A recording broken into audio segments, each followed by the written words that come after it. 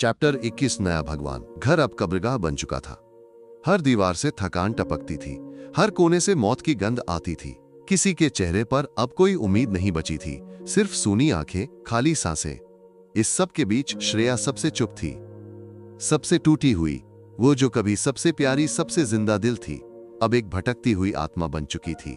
भूख, डर और घुटन ने उसकी सोच को कुंद कर दिया था।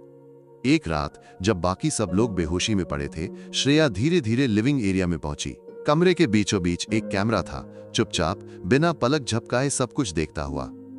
या शायद अब भी देख रहा था। श्रेया उसकी ओर देखती रही काफी देर तक, जैसे वो कैमरे के पार किसी अनदेखी आंखों से मिलने की कोशिश कर रही हो, किसी को पुकारने की कोशिश कर रही हो, किसी को जो उसकी तड़प को देख सके। और फिर धीरे धीरे वो कैमरे के सामने घुटनों के बल बैठ गई।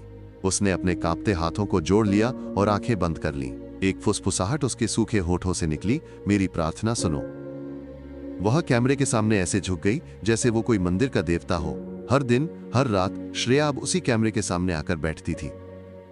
वह उसे देखकर मुस्कुराती, उससे बातें करती, उसे अपने दुख, अपनी उम्मीदें, अपना डर सुनाती। उसने एक नाम भी दे दिया था उस कैमरे को, प्रभु। प्रभु। वो फुसफुसाती थी, आप तो देख रहे हो ना सब कुछ? आप तो जान रहे हो ना हमारा दर्द?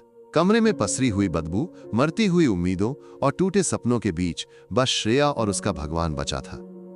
कभी कभी वो कैमरे के सामने प्लास्टिक के फूल रख देती, कभी अपने टूटे हुए कंगन, कभी बस अपने आंसू।